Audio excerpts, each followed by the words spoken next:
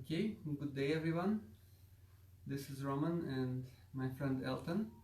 We're both with the PITT Institute, and we'll do a little talk discussion today, continuing the theme that we started last weekend about the evolution of consciousness in the Andean and Amazonian traditions.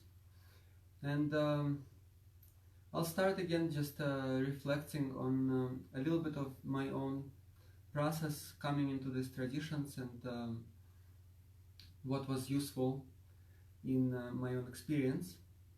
And so initially when I came into the Amazonian and Andean culture, I was dealing with some health issues and also just challenges in the purpose of my life. And then coming into these traditions, I was really looking for something that was relevant and directly applicable into my life experience. And initially in the Amazonian tradition, meeting the different healers and the elders within that tradition, what was the most calling to my attention was the practicality of it, and really seeing what is it about and how can I bring it into every moment of my life. And of course initially it had to do with the process of healing in my own experience, and at the same time I was trying to see, well, what are these traditions about, and then connecting with the essence of these traditions, how it was related to me in terms of how human beings are meant to be happy, just like birds fly in the sky. And then reflecting on that and seeing what that means, and how that means not just finding some kind of happiness in a fantasy island somewhere else, but seeing that actually it has to do with learning how to be with my experience, even if it's not something that is pleasant. And then recognizing how in these traditions it's about being before doing, and then it's not like I'm gonna heal and then I'm gonna be happy, but actually I have to learn how to bring well-being into the current difficulty, into the current process in my life, and then from there everything else can start unfolding. And connecting with the people in these traditions, it did not really make a big difference for me whether they were wearing feathers or acting in a very exotic way, but actually I wanted to see real human beings beyond the different cultural distinctions, and recognize that they were real human beings dealing with real challenges, having the same human body as I do, and then how do they experience their life and all of those essential thresholds in life that include the old age and sickness and loss of loved ones and eventually death. And connecting to people on that level was very meaningful in my experience. And so then from there, starting to see, well, this happiness, it's something that is very practical. It was always meant to be fully related to the challenges of people's lives. These traditions, they were never meant to be just an exotic getaway once in a while, or some kind of a fancy ceremony that I can inscribe into my memory book and reminisce about, but actually something that can be continuous. And then how do those ceremonies, how do those practices can be experienced in a very mundane way in everyday life. And then from there, starting to look more deeply into these traditions and recognizing what they were actually symbolizing in everyday life, and what these traditions were pointing to in my own experience. And so then of course starting to see that initially the indigenous people living in the rainforest and tuning in into their environment and needing to face many different challenges and problems and in their own communities and in their surroundings, and then working with their environment and seeing how they could actually evolve together by coming into their experience with this perspective of practicality, and recognizing how certain lessons needed to be learned on the individual level in order to face the challenges in a more meaningful way. And in that way also, in my experience, it was directly introduced to me how these traditions, they meant to point to the nature of reality. They were meant to point to the understanding what this reality that we live in actually means. And especially in the Amazon rainforest, where it is so obvious how everything is continuously changing, how everything is born and is decaying and is cycling, and this kind of process of life is very much amplified. And these traditions, they are actually helping first and foremost with understanding the reality of change in our lives, in our human existence, in our inner experience.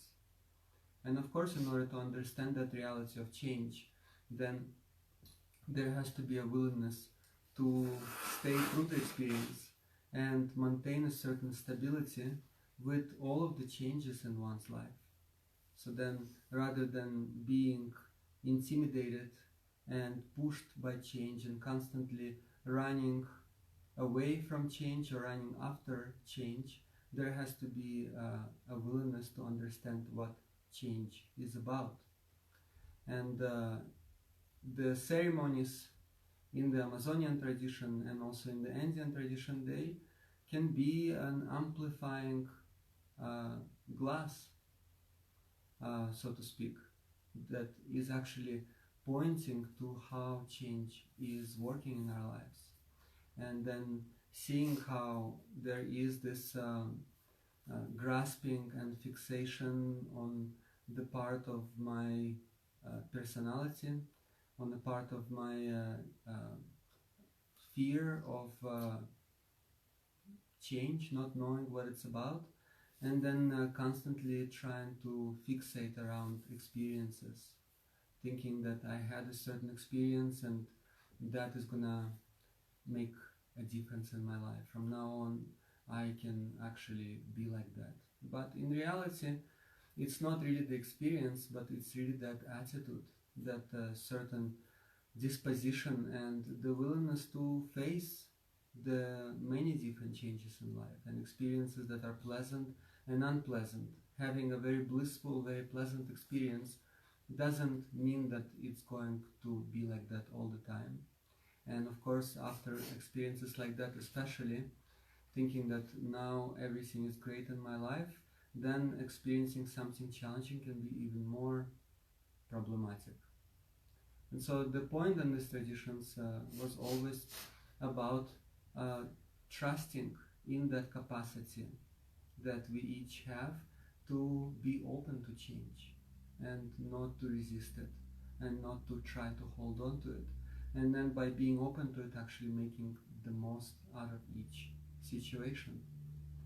In the Amazonian tradition, it was applied to this knowledge of the different plant medicines and the recognition how different plant medicines were involved in specific qualities of this kind of attitude that we can cultivate, this childlike, open-minded, empty cup kind of attitude that has to do with this awe and inspiration to fully experience the many different possibilities that life brings.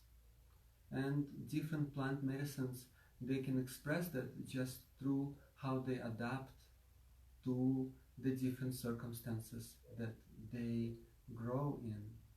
And some plant medicines have to be more resilient, some plant medicines have to be more flexible, some have to be more vulnerable and more tender, some have to be more patient, some have to be able to survive through very dry weather conditions, some have to be able to survive through very overwhelming flooding conditions.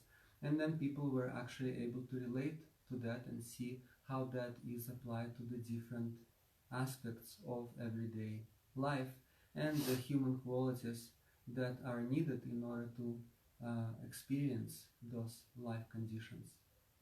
And at the same time, it's those kind of qualities that are necessary to really be present with this reality of continuous change.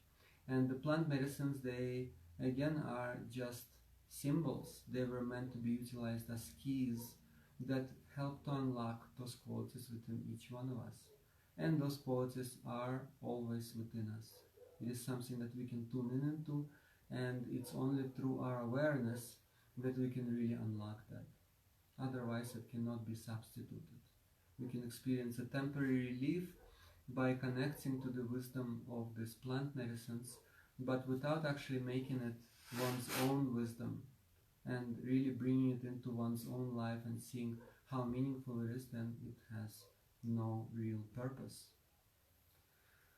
And so that's what was useful in my own experience. And as we are talking about this and discussing this topic, everyone are welcome to ask questions or share their feedback with us. And then towards the completion of the talk, we will review some of those questions and reflect on them. And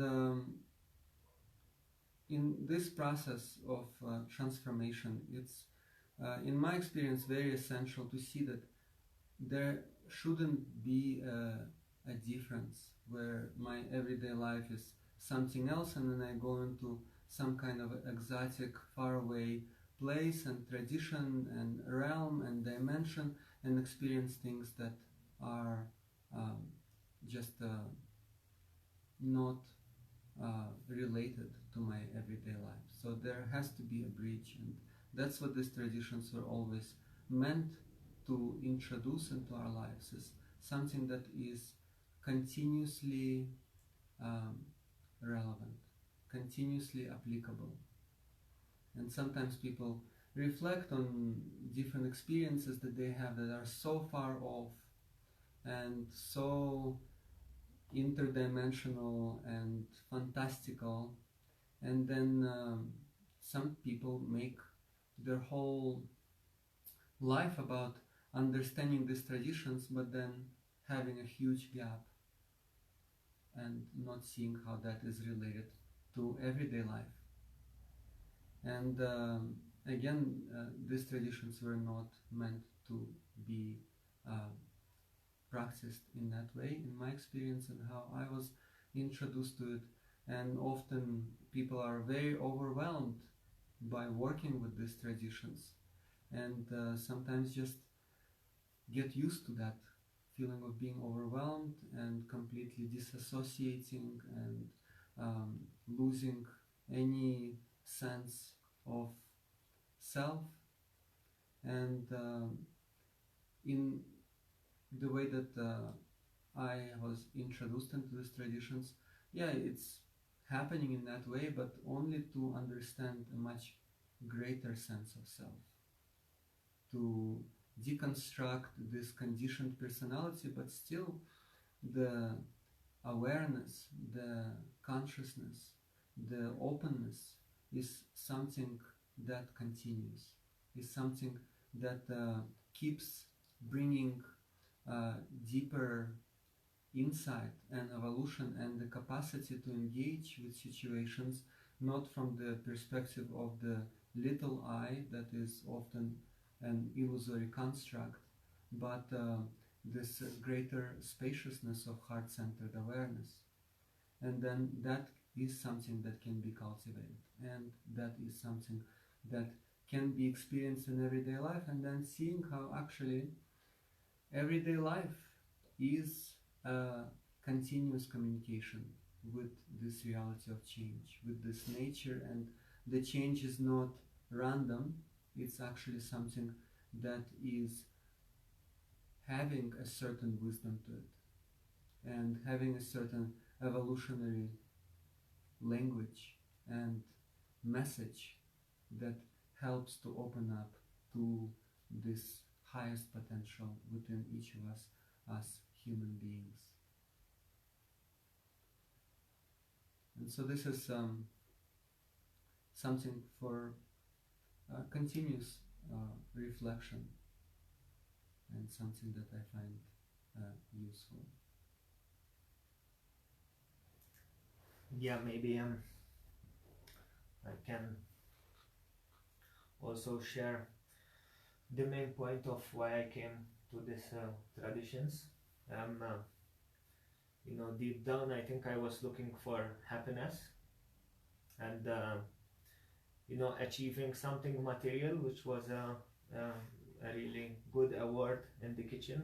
I thought that this is going to bring me happiness, and in that moment I felt very raw as the award came, and I still was the same Elton. It's You're like talking about the Michelin star? Yeah, so when the Michelin star came, it's like inside nothing changed.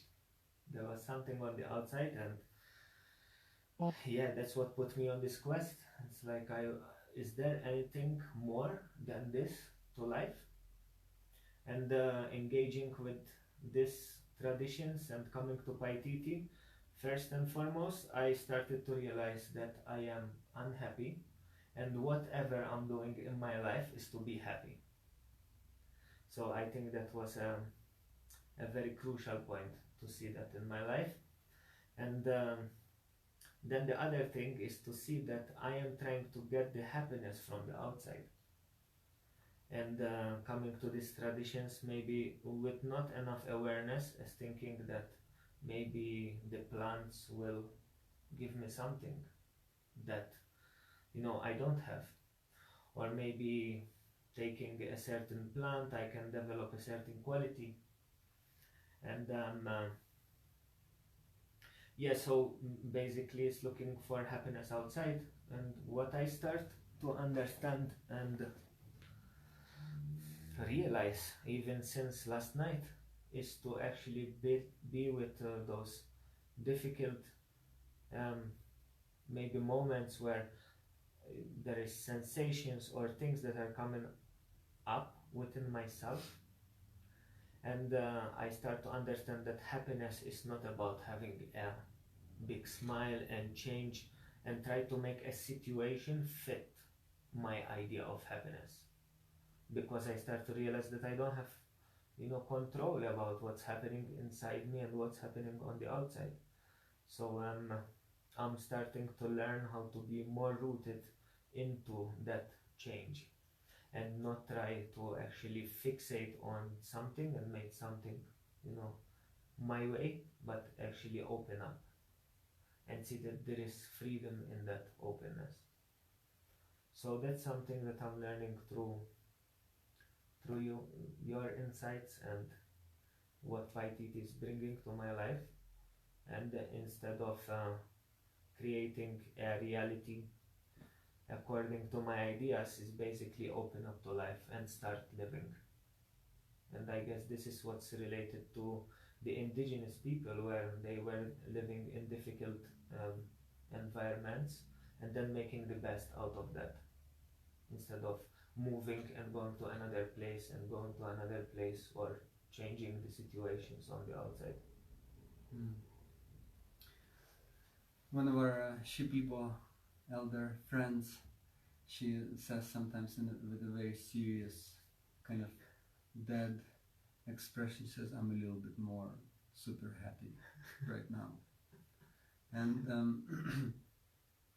yeah, in these traditions the happiness is not bound by a certain mask, by a certain face expression, but it's the capacity to really be open with everything. The greatest joy is not based on pleasure, but is based on the freedom to experience life as it happens, and then through that having the objectivity necessary to actually face the challenges, to face all the difficulties in our lives.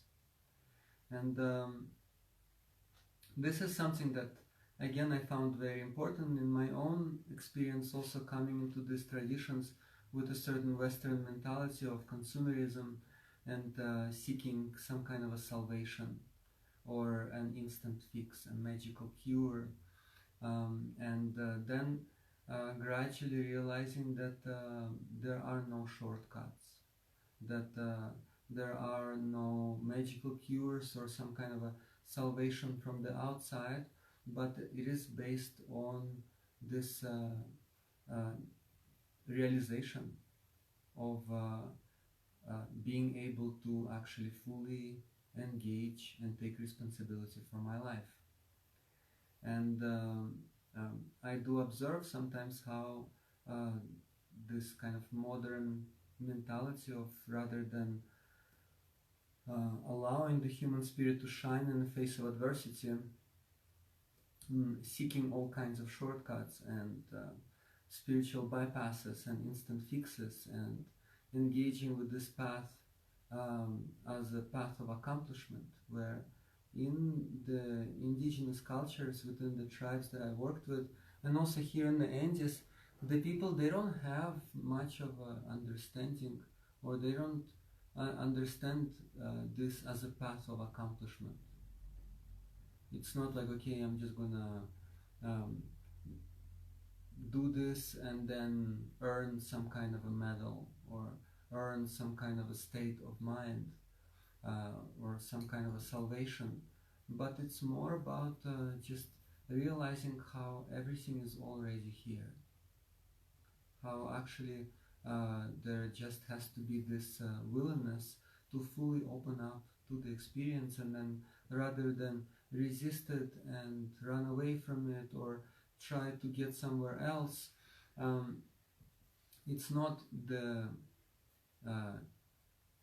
problems that are occurring in my life that is the problem, is this limited fixed identity that I'm grasping onto, which is something that I myself have created. That is the problem. And so then actually all of the different challenges in life, they are here to help each of us to free ourselves from that identity, from that limited tunnel vision of our lives, and recognize that who each one of us is something that is infinitely more spacious and capable than this kind of story-based character in a cartoon of our lives that we are used to. Roman, do you know, one thing comes up for me. It's like me wanting to become a shaman. Would this be also considered as a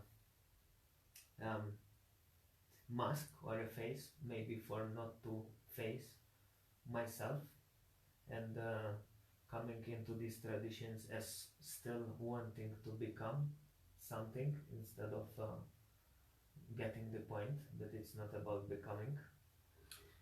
Yeah, it's of course related to that. Just using these traditions in a way, and that's also a certain stage within these traditions where, yeah, there is a certain fear to face life in such a raw, unprotected, vulnerable, and tender way, and to learn how to trust that original innocence within each of us that we came into this world with, that is more powerful than anything else in the universe, to the point where even ferocious animals succumb to that. But then having such a mistrust because of not seeing a confirmation for that in life growing up, and then trying to hide behind all kinds of characters, and that can include the character of a shaman, or even the character of an apprentice of a shaman, or a Michelin star chef, or whatever credentials and accomplishments are used in our society. in order to cover up this basic um, just not knowing how to deal with life circumstances, how to experience all of the emotions and challenges and uncertainties in life.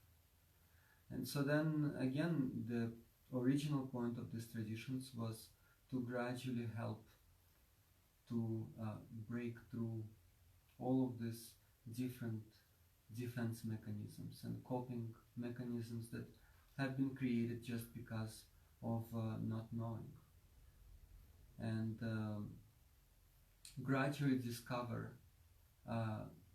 this confidence in the ability to fully be open with everything that arises in life. And then, of course, doing that, then naturally certain inclinations, certain qualities start to become apparent, start to be recognized as ways to um, continue being useful and be in service to the greater organism. And so for some people it may come through in terms of the healing uh, potential of a certain ability to engage with the healing process in certain ways. In Amazon there are many different uh, traditions of healing. There are some traditions that involve directly hands-on application and um, um, working on bone setting and using energetic power of the hands to extract certain uh, deeply absorbed crystallized tensions. And then there are people who work with the consciousness transformation and relate to the healing more in that way, and then engage with the ayahuasca uh, tradition in terms of consciousness transformation, right? The ayahuasqueros, and involving only this capacity of the consciousness as the first catalyst, as the primary catalyst. And then there are vegetalistas that work with many different plant medicines and use the plant medicines as more intuitive ways to engage with this original state. And then consciousness comes secondary. Then there are traditions that work more with the dream state, like the Ashuar elders that I have worked with. And there are traditions that work with the specific capacity of strengthening the physical body that allows to withstand all kinds of different situations, and then gradually the spirit starts to mature as well. So those are the paleros.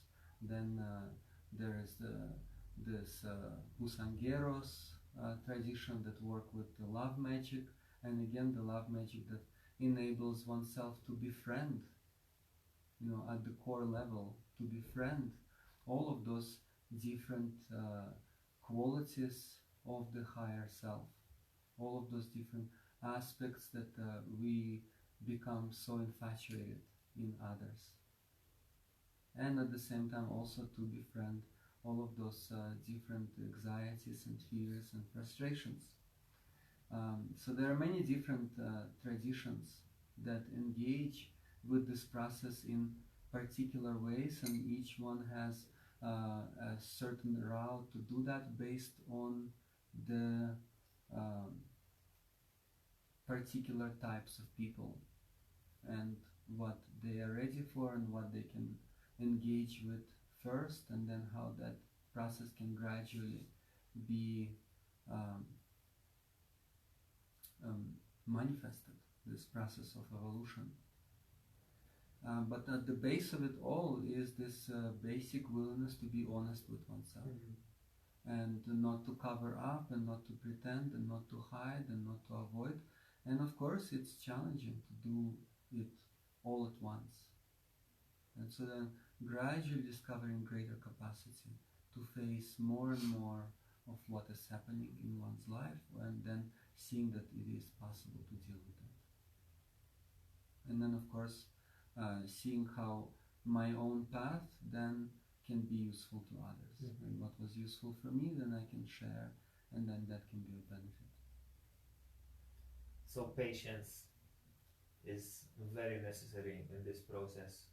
It's not that it's a one time coming to a ceremony and then, you know, thinking that it's over or it's done, because in the ceremony is experience, but actually it's one has to put the efforts all the time and keep on checking. Yeah, patience is definitely a big virtue, and at the same time it's not just patience, but it's this curiosity, right? Some people in Amazon, they say that the word healer, curandero, comes from the word curioso, and so there has to be this patience and the willingness to see what it's all about. Mm-hmm. And then, of course, that's where the traditions come into place. Just taking the plant medicine and experiencing certain effects, it's very easy to just fall into the trickery of one's own conditioning and this kind of habit of fixation and self-importance, self-pity. Oh, I just realized something and I discovered the universe and nobody has done it before me. But actually seeing that, yeah, I discovered something, but that doesn't mean that I'm the first one, and that can actually open me up to the guidance of the elders and to see that there are a lot of deeper layers of meaning to that initial discovery that I have made about my own existence.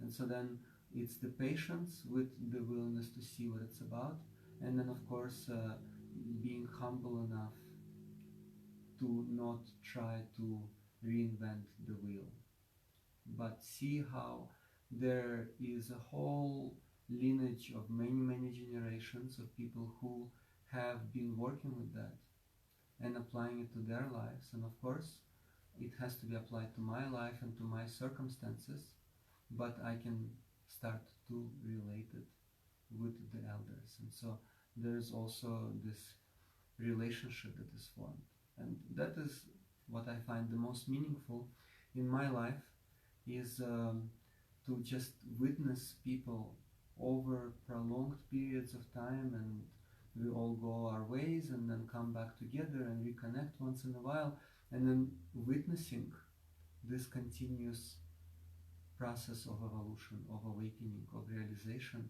of maturation of consciousness, that willingness to actually be fully present with oneself. And those are the evolutionary relationships that these traditions were based on, where people could actually continuously support each other by facing themselves.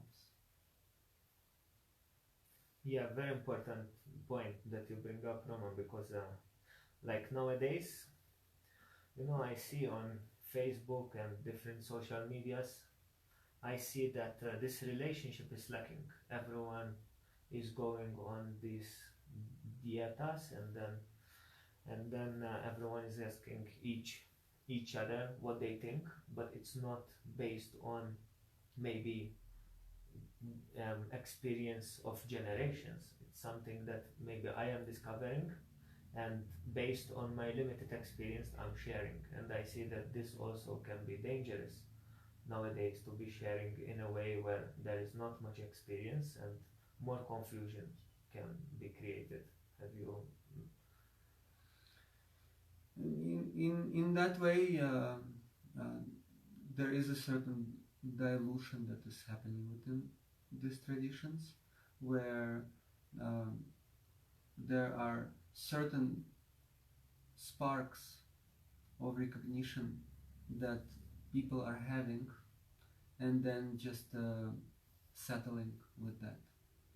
And then actually within the within the traditions, these sparks, they were meant to be approached in a way where that becomes a seed that is sprouting into that full potential. So we all know what love is to a certain degree. We all know what patience is to a certain degree. We all know what perseverance is to a certain degree. But then the way that these evolutionary relationships were approached in ancient times is that little seed of what I'm aware of then start to develop and be nurtured by me actually tuning in and seeing direct examples of people who embody that same thing on a much greater level. So then it's this recognition of the same truth that I have. It's not someone else's truth. It's the same truth that I am able to discover, but then witnessing it as a reflection from a more experienced practitioner to a much, much, much deeper level. And then in that way starting to see what it's about, beginning to see the direction that my life can take in discovering these qualities to a much greater extent. And then applying that in everyday moment, in every situation, seeing how that becomes an opportunity to actually practice. Mm-hmm. I think for me, living alongside each other is the only way that this can be recognized. Like going through everyday challenges and situations, not even challenges, not even just a way of maybe bringing a conversation or opening up. Only through this I found in my experience that these qualities can be recognized, and seeing how you, for example, in my case, are bringing this quality forth and opening, and yeah, it's been very helpful to be around you.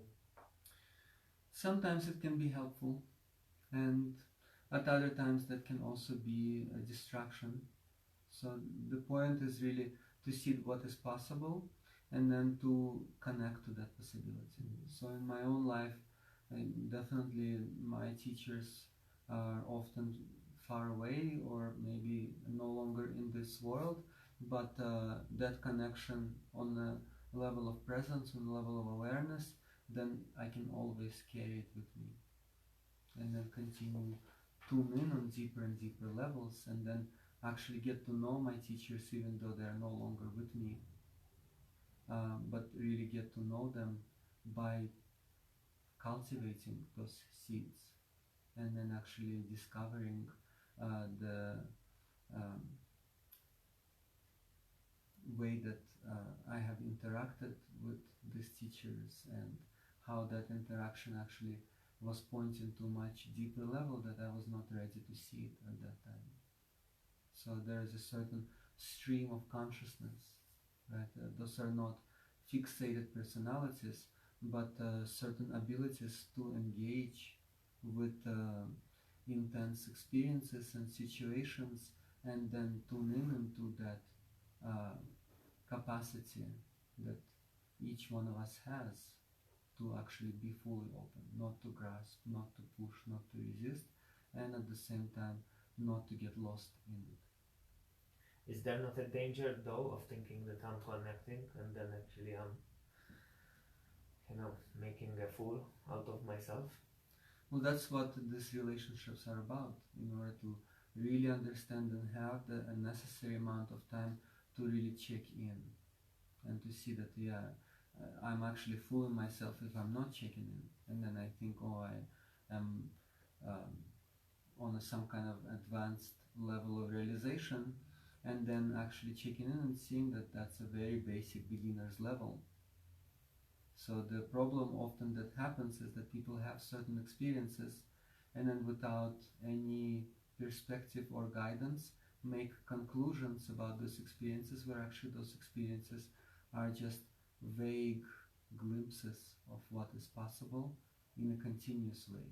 And sometimes people may have one experience of a very blissful state and then see that as some kind of initiation, confirmation that they are a shaman or some kind of a realized being, but actually that was just one tiny vague glimpse. And so then the relationship within these traditions is based on this ability to have a point of reference, to see that actually I have a long way to go. And until I can really experience more and more steady patience and openness and generosity and compassion, kindness, care, and until then it doesn't matter what I think I understand.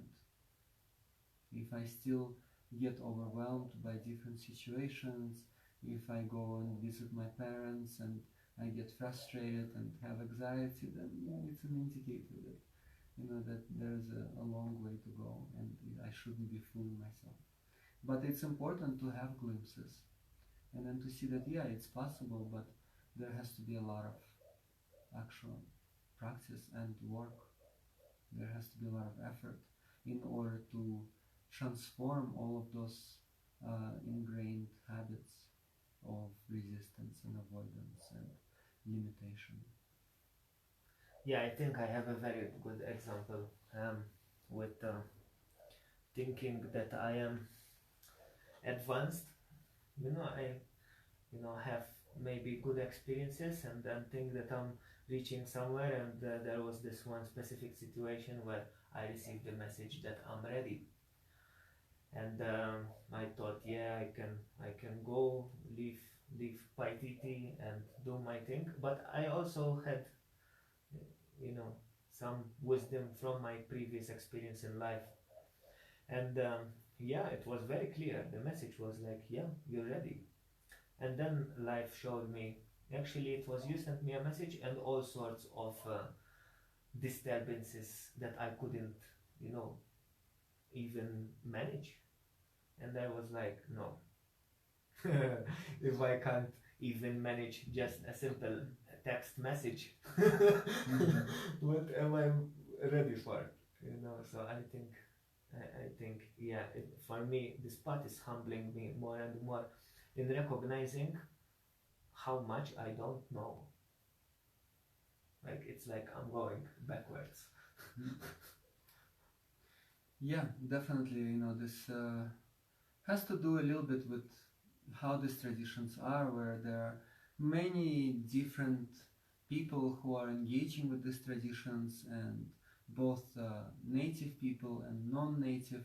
And it doesn't matter essentially whether it's native or non-native. Not all shamans are created equal, so to speak. And just because someone is working with it doesn't mean that automatically they are someone who is to be worshipped. And it has to be very practical and relevant and based on real connection between human beings, not putting someone on a pedestal. And then really seeing, well, how is this person engaging in their lives? What is their purpose in life? What are their goals? I have people who are coming to me and they tell me that they are working with some indigenous people, and at the same time those indigenous people, they are experiencing a lot of unresolved issues in their lives, and they experience a lot of confusion, and at the same time they are very desperate and they're doing all kinds of things and doing all kinds of different things that are not really useful in their everyday life anymore, and sometimes blood sacrifices and sending curses on everyone around them. And then people think, oh, they are indigenous and because of that they are to be worshipped, and I like them. But it's not really based on kind of like this romanticized thing where I'm gonna go and meet someone who is wearing a feather from the avatar world, and then I like that idea.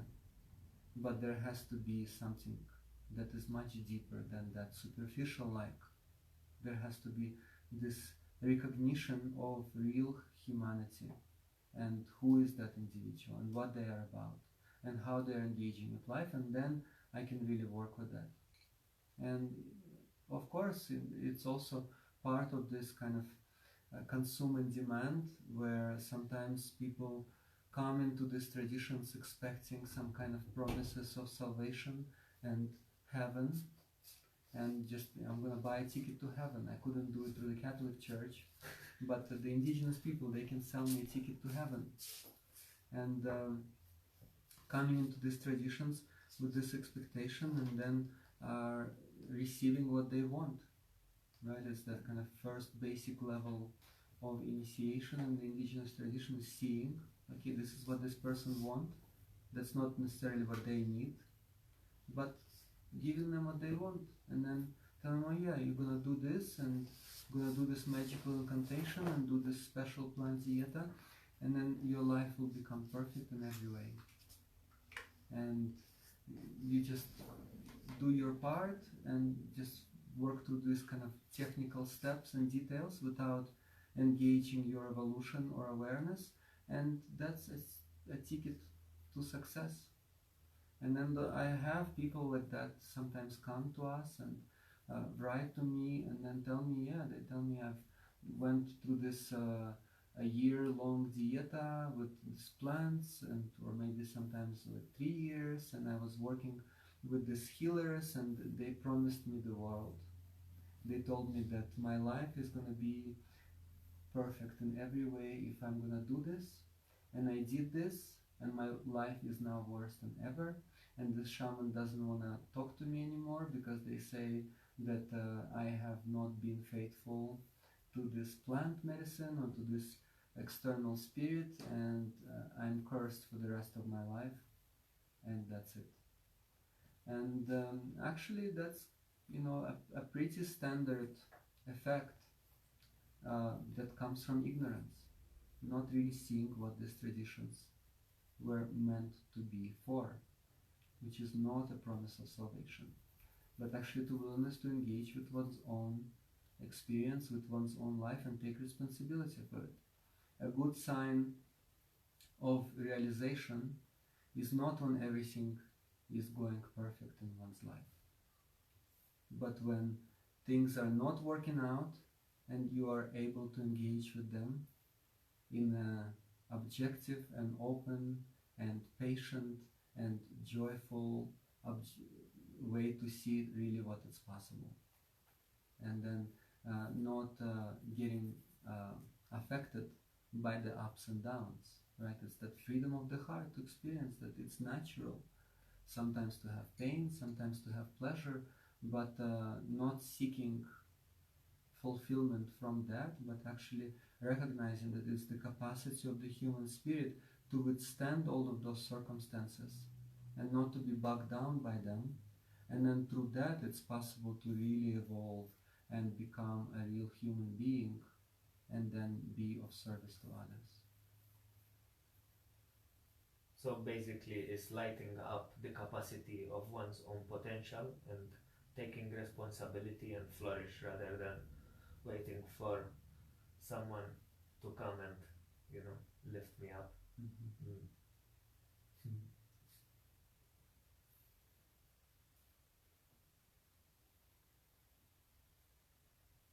Also, I think curiosity, what's curiosity helping me with, instead of being stuck in either this or this, and if I don't succeed in any one of them, I'm depressed because I'm facing a lot of challenges. It's actually curiosity, I see, that has this quality of lightness, not achieving but being open to one's own process, and instead of struggling, like, take it as a play towards life. Yeah, definitely. It's this kind of curiosity to see how did I end up here, and this curiosity that instead of, okay, you know, how can I just get rid of it and fix it and not deal with it, how can I really face it fully so that it doesn't come back over and over again? How can I really learn the lesson? And seeing that everything that is happening, all of the challenges, they are happening because there is a certain lesson to be learned. And unless that lesson is learned, then it's going to keep happening. It's going to keep coming. And so it's this kind of curiosity. I really wish to understand the workings of conditioning. In order for me to become liberated, I have to really see what it's about. I have to really instill these essential human qualities that enable me to engage with my life fully the way it is and not get overwhelmed and frustrated and experience this kind of futility. But really see, okay, I wish to see what it's about. I wish to understand, how I am responsible for the difficulties that I'm creating in my life. How it's through my own habits and reactions and all kinds of impulsive behavior and knee-jerk reaction that I keep manifesting those situations. So then, there has to be a willingness to actually stay. And so it's also an important facet of these traditions where understanding the reality of change. And sometimes people come and they don't want to understand the reality of change. They just want to change.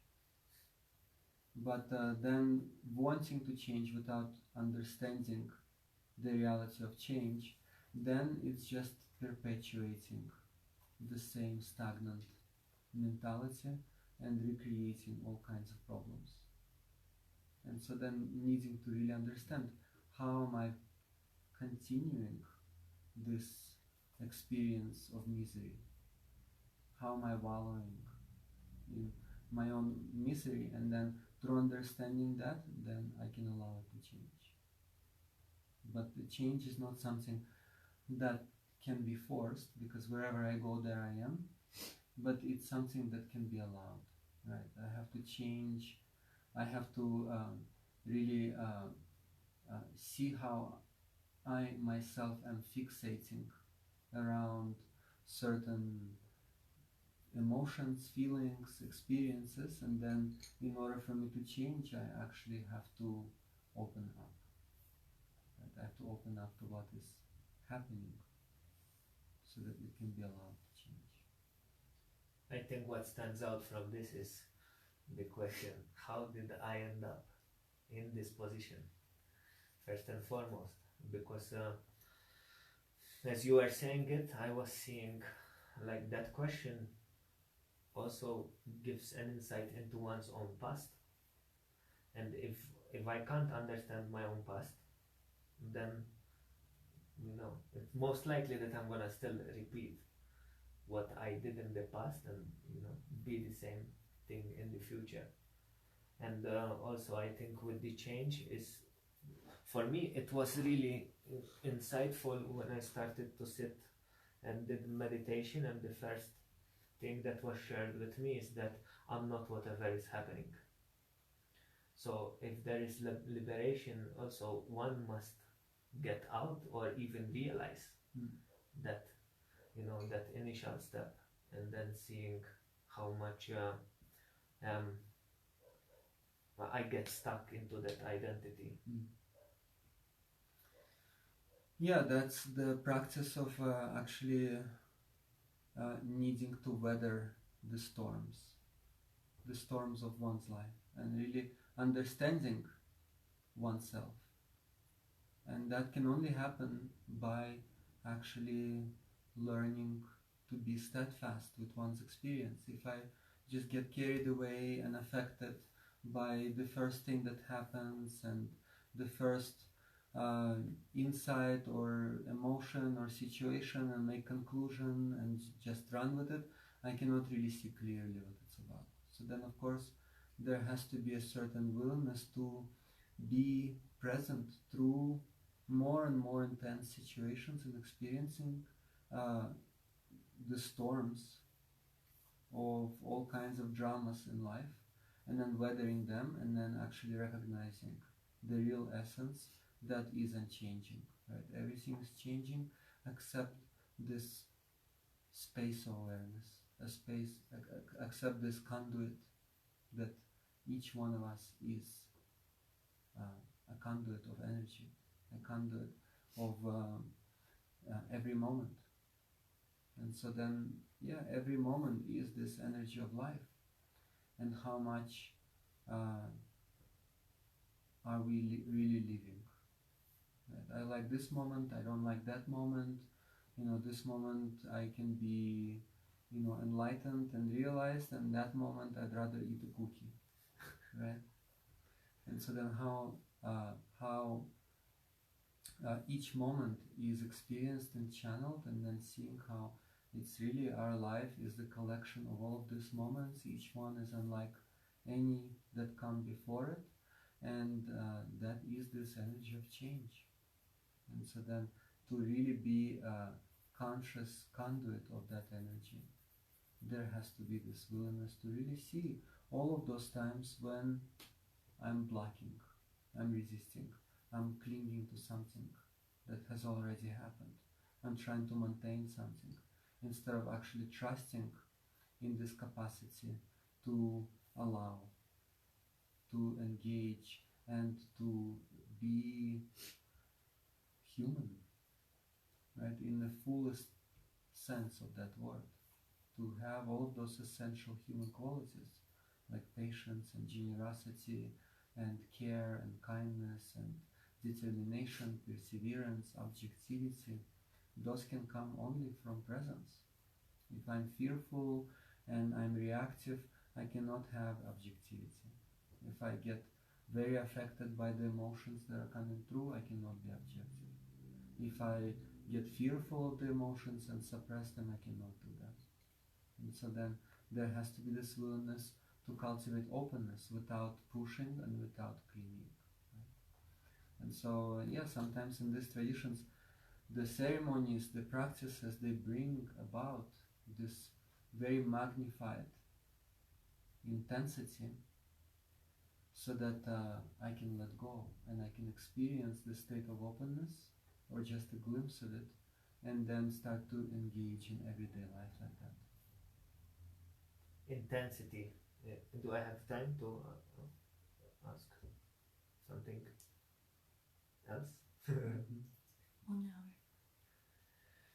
Yeah, intensity, Roman. I've been, maybe it's not that I've been in experiencing intensity. I think I've been experiencing where I hold on. But something that I hear, it's like, it's intense and people want to run away from this intensity. And what I've been experiencing myself is that this intensity actually, it's allowing me to reflect deeper and not get lazy. It's like under pressure, I can forge the practice. Maybe you have some insights about. Yeah, life itself is intensity, every moment. It's just that in everyday life, in the conditioned existence in society, then there is this very elaborate way to distract ourselves from intensity. There is a whole entertainment industry that shows the intensity on the screen in some kind of action movie, and then I can experience it vicariously through someone else and not need to deal with it myself. Or I can experience it through the intensity of the taste buds in a Michelin star restaurant, and I can experience it, but then distract myself from the intensity that is happening actually on the level of being vulnerable, being open, recognizing the challenges that I have, not making the challenges wrong, and having this kind of false advertisement idea that is popular in the world today, that actually it's possible to live life without problems. It's possible. I can just win the lottery and I will not have any problems at all in my life.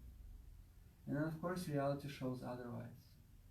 But at the same time there is this very prevalent fantasy that many people live by, and thinking that it's wrong to have a problem, it's wrong to be challenged in life, it's wrong to experience pain, and I have to cover it up, I have to pretend like there is no problem and use all of the cosmetical products to kind of live forever and not get old. And then there is this kind of very elaborate avoidance, and it's happening in a very intense way. So there's a lot of frantic energy that is invested in avoidance, in elaborate self-deception manufactured for collective consumption. And so then in these traditions it's actually coming into the root of it. Seeing that I can use all of this creative energy not to avoid, but to fully experience life as it happens. And rather than cover up and pretend and hide, then actually discover that essence of unconditional nature that we all have, and then bring intensity into the heart of experience, into the heart of change, into the heart of life. Otherwise the intensity is everywhere else but the heart, unless there's a heart attack. So, but it comes back into this intensity that is brought into the willingness to make peace with oneself. And so again, it's happening all the time. It's just really bringing it into the source rather than keeping it, at the different other places. Thank you, Roman. Thank you, Elton. Thank you, everyone who is watching. And if there are some questions, we're happy to take a few more moments and elucidate and relate to everyone.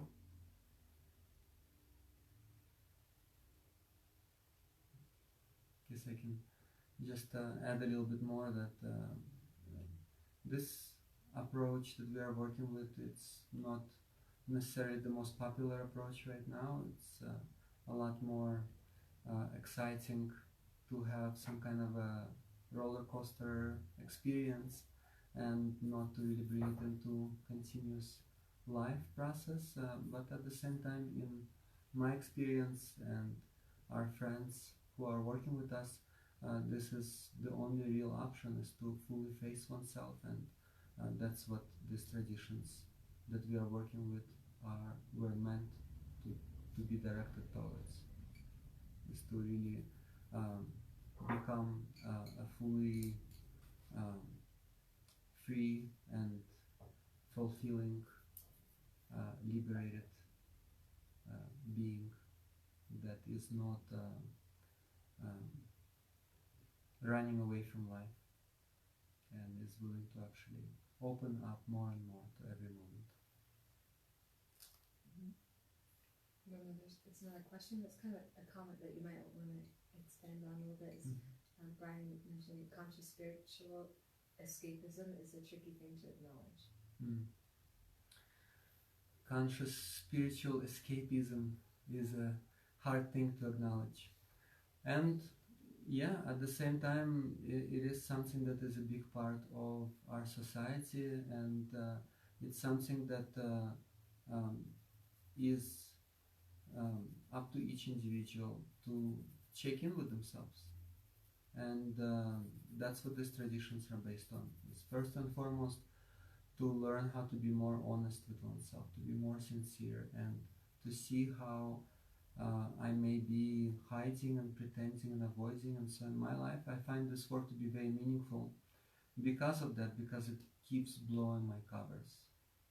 And then of course I have to be willing to take that in and continuously reflect on deeper and deeper levels and recognize, and then also not make that wrong, but really see that it's just this kind of not knowing any better. It's this basic ignorance of ignoring all kinds of aspects of oneself just because of not knowing how to deal with them.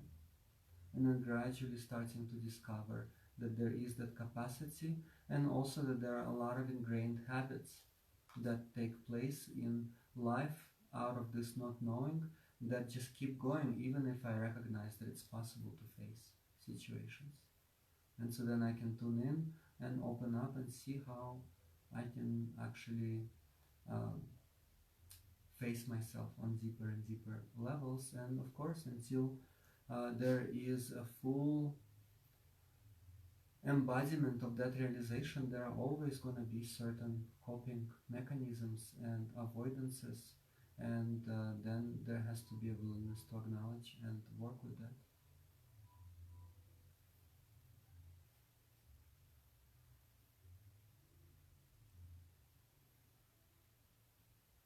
Wonderful.